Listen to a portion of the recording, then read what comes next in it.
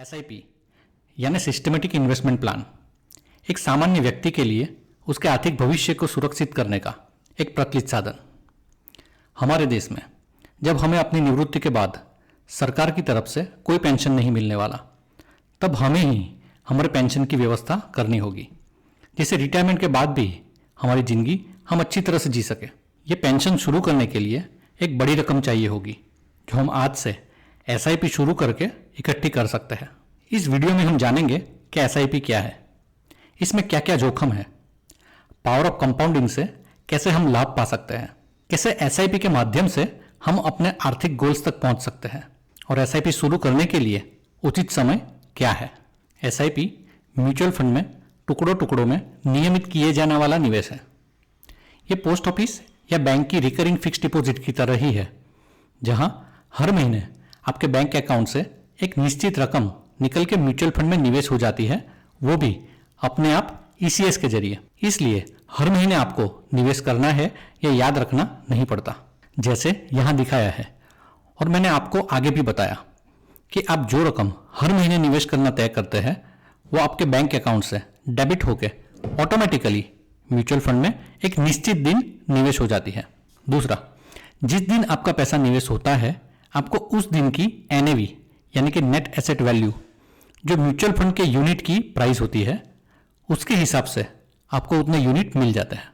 तीसरा बताया है कि इन्वेस्टर अपने निवेश किए गए पैसों को कभी भी निकाल सकता है या एक में से दूसरी स्कीम में ट्रांसफर कर सकता है। देखिए, यहाँ एसआईपी की फ्लेक्सिबिलिटी के बारे में बताया गया है कि आप अपनी एसआईपी के माध्यम से निवेश किए गए पैसों को कभी भी निकाल सकते हैं। 100 रुपये जैसी छोटी रकम से भी एसआईपी शुरू की जा सकती है। इसे आप महीने के किसी भी दिन निवेश कर सकते हैं। एसआईपी आप कभी भी बंद कर सकते हैं, या तो आप एसआईपी बंद करके निवेशित रह सकते हैं, या फिर आप पूरा पैसा उठा भी सकते हैं। एसआईपी में टॉपअप एसआईपी पसंद करके आप हर साल अपना निवेश बढ़ा भी सकते हैं, और इस तरह आप चाहें तो घटा भी सकते हैं। कई लोग निवेश करने के लिए मार्केट कब नीचे आएगा इसका इंतजार करते रहते हैं, लेकिन ज़्यादातर लोग जब मार्केट नीचे जा रहा होता है, तब उस समय के सेंटिमेंट्स या अपने बिजी शेड्यूल के कारण निवेश नहीं कर पाते हैं, और ये अपॉर्चुनिटी चली जाती है। एसआईपी में हर महीने किसी भी मार्केट में आपका पैसा नियमित तौर से निवेश हो जाता है, इसलिए आपको मार्केट के ऊपर जाने या नीचे जाने पर मिलने वाले सभी फायदे मिलते हैं। इस तरह आपको रुपी कॉस्ट एवरेजिंग का भी फायदा मिलता है। आइए देखते हैं एसआईपी के मुख्य फायदे एक बार और। एसआईपी से फाइनेंशियल डिसिप्लिन का फायदा मिलता है, यानी कि नियमित निवेश होता है। रुपी कॉस्ट एवरेजिंग यानी कि सरासर निवेश का फायदा मिलता है। हमें यह देखने की जरूरत नहीं रहती कि हम कब मार्केट नीचे जाए और निवेश करें। पावर ऑफ कंपाउंडिंग यानी कि चक्रवृद्धि की ताकत का भी फायदा मिलता है। छोटी से छोटी रकम से भी हम निवेश की शुरुआत कर सकते हैं। छोटे छोटे और नियमित लंबे अरसे के निवेश से हम अपने बड़े बड़े नाणकीय ध्येय भी हासिल कर सकते हैं। आइए हम तुलना करते हैं कि एक बार में निवेश करना बेहतर होगा या एसआईपी के माध्यम से निवेश करना। अब तक आप ये तो समझ ही गए होंगे कि एसआईपी बस एक पद्धति है जो आपके पैसों को टुकड़ों में बांट के म्यूचुअल फंड में निवेश करने में आपकी मदद करती है। आप एक साथ निवेश करें जिसे लमसम कहते हैं, या टुकड़ों में जिसे एसआईपी कहते हैं। दोनों निवेश तो होता है म्यूचुअल फंड में ही। अगर आपको म्यूचुअल फंड क्या है ये जानना है तो हमारा एक वीडियो है, वो आप देख सकते हैं। रमेश और किशोर दो दोस्त हैं। दोनों को रुपये 90,000 का निवेश करना है। रमेश एक साथ ही 90,000 रुपये निवेश कर देता है। उस समय की म्यूचुअल फंड की एनएवी है 20 रुपये, तो उसे टोटल 4,500 यूनिट्स मिल जाते हैं। किशोर वही फंड में हर महीने रुपये 10,000 की एसआईपी शुरू करता है। दोनों अब एक साथ ही शुरू करते हैं, इसलिए किशोर के पहले रुपये 10,000 की एनएवी सेम रुपये 20 मिलती है, और उसे 500 यूनिट अलॉट हो जाते हैं। दूसरे महीने में जब उसके रुपये 10,000 निवेश होते हैं, तब मार्केट नीचे जाने की वजह से एनएवी घटकर 17 रुपीज हो गई है, जिसकी वजह से उसे थोड़े ज्यादा यूनिट यानी कि 588 यूनिट मिलते हैं।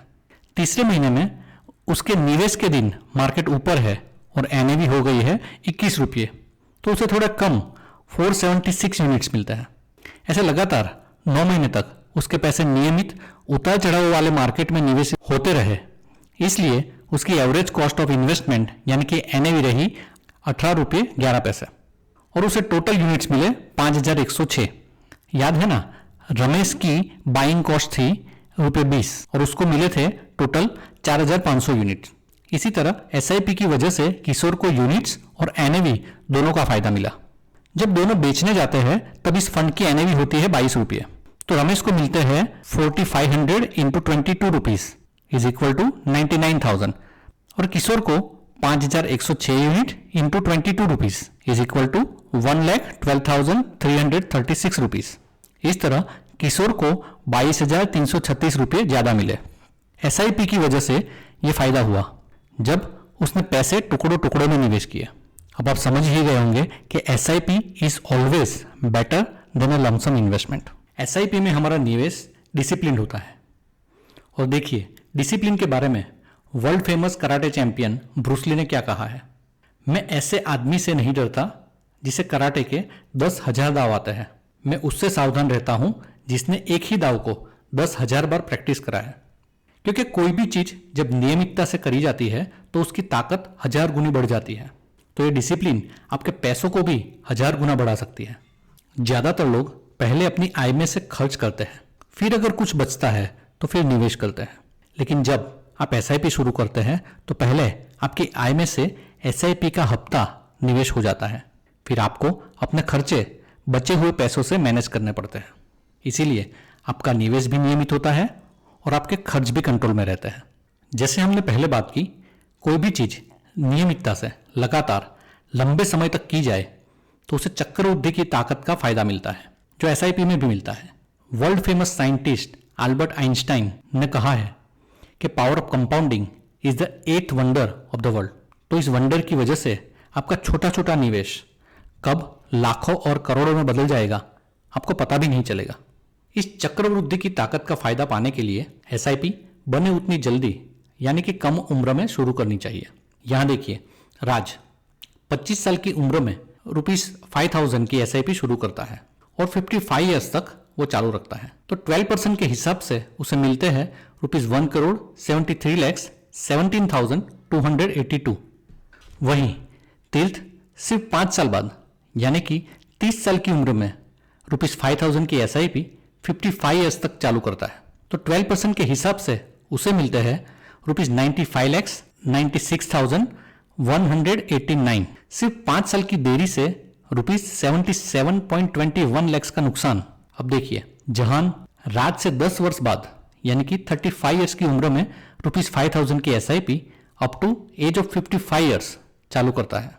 12% के हिसाब से उसे मिलते हैं ₹52,15,034।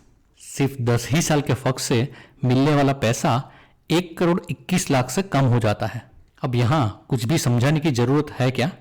बस यही समझ लो कि एसआईपी जल्दी शुरू करो और करोड़पति बनो। एसआईपी शुरू करनी चाहिए बने उतनी कम उम्र में और बने उतनी ज्यादा रकम की, क्योंकि उस समय आपके ऊपर जिम्मेदारियां कम होती हैं। यहां हम दोबारा रमेश और किशोर का एग्जाम्पल लेंगे।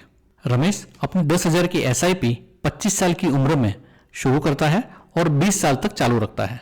तो 12% के हिसाब से उसे मिलते हैं 91.98 लाख। वही किशोर भी 25 साल की उम्र में ₹20,000 की एसआईपी चालू करता है।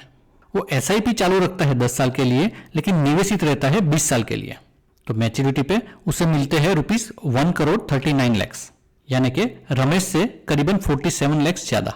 इसका मतलब ज्यादा रकम की एसआईपी भले ही कम समय के लिए चलाई जाए, लेकिन लंबी अवधि में निवेशित रहने पर बहुत फायदा मिलता है। यहां पर एसआईपी में लंबे समय तक निवेशित रहने के फायदे बताए हैं। अगर आप ₹5,000 की एसआईपी 10 साल के लिए करते हैं तो 12% के हिसाब से आपको 11,20,000 मिलता है। वही एसआईपी अगर आप 25 साल तक बढ़ाते हैं तो आपको 85 लाख मिलता है। ₹10,000 की एसआईपी 10 साल में 12% के हिसाब से 22 लाख देती है। तो 25 साल में यही एसआईपी आपको 1,70,00,000 देती है। और 15,000 की एसआईपी 10 साल में 12% के हिसाब से 33.60 लाख, जबकि यही एसआईपी 25 साल में 2,55,00,000 जमा करके देती है। दोस्तों, समय ही सबसे बड़ा फंड मैनेजर है, इसलिए एसआईपी हमेशा लंबे समय के लिए करें और नियमित करें। इन्वेस्टमेंट करने के लिए अलग अलग ऑप्शंस होते हैं, जैसे कि equity, debt, gold, real estate वगैरह। इसे एसेट क्लासेस कहते हैं। आइए देखें अलग अलग एसेट क्लासेस का परफॉर्मेंस। 1979 से, जब से सेंसेक्स की शुरुआत हुई थी, पिछले 44 ईयर्स में इक्विटी ने दिया 15.70% रिटर्न, जबकि गोल्ड ने दिया 9.98% रिटर्न।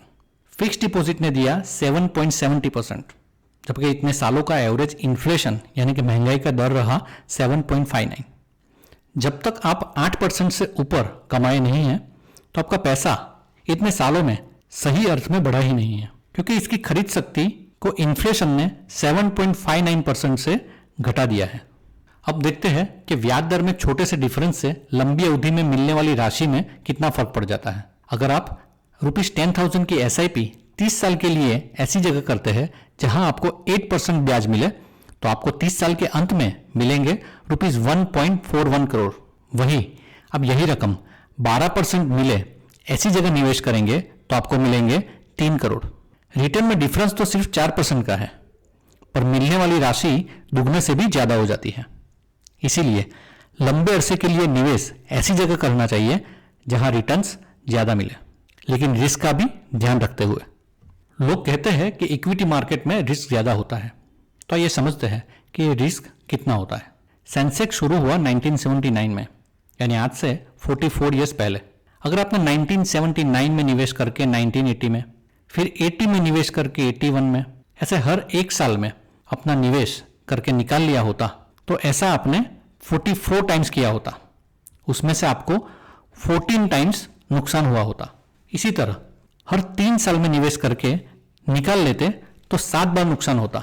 हर 5 साल में निवेश करके निकाल लेते तो सिर्फ 2 बार नुकसान होता।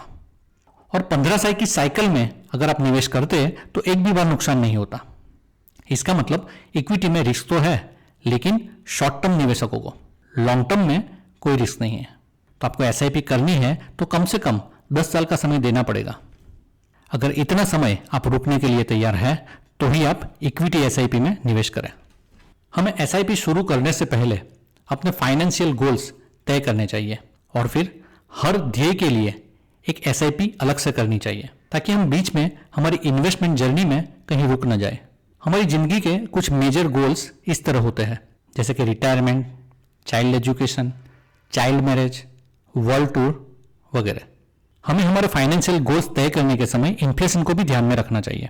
जैसे कि अगर आज मेरे बच्चे की फीस 10 लाख होती है किसी डिग्री के लिए, तो आज से 10 साल बाद 7% इन्फ्लेशन की वजह से वो हो जाएगी 19.67 लाख। इतने पैसे इकट्ठे करने के लिए मुझे आज से 8,781 रुपये की SIP चालू करनी पड़ेगी। अगर आज आपकी उम्र है 30 साल, आप रिटायर होने वाले हैं 60 साल में, आपकी लाइफ एक्सपेक्टेंसी है 80 साल, आज का आपका घर खर्च है 50,000 रुपीज और इन्फ्लेशन का दर रहता है 7%। तो आप जब रिटायर्ड होंगे तो आपको हर महीने अपना घर चलाने के लिए चाहिए होंगे ₹3.81 लाख, और वो 80 साल तक हर महीने आपको मिलता रहे। अगर आप वो इंश्योर करना चाहते हैं तो आपको SIP में आज से 27,160 रुपये बचाने होंगे, जो आपके मिलके बन जाएंगे 8 करोड़। हर एक के लिए एक साथ बड़ी रकम की SIP चालू करना मुमकिन नहीं होता। तो हमें हमारे फाइनेंशियल गोल्स तक पहुंचने के लिए टॉपअप SIP, यानी कि हर साल SIP में निवेश अपने आप बढ़ जाए, ऐसी SIP शुरू करनी चाहिए, जिससे आपको हर साल SIP की अमाउंट बढ़ानी है, ये ध्यान में रखना पड़े। मैं आशा रखता हूं कि इस प्रेजेंटेशन में मैं आपको SIP के बारे में डिटेल में समझा पाया हूं। याद रखिए, म्यूचुअल फंड में निवेश बाजार जोखिमों के आधारित है, तो निवेश करने से पहले पॉलिसी डॉक्यूमेंट्स को जरूर से पढ़ें। Thank you for watching this video.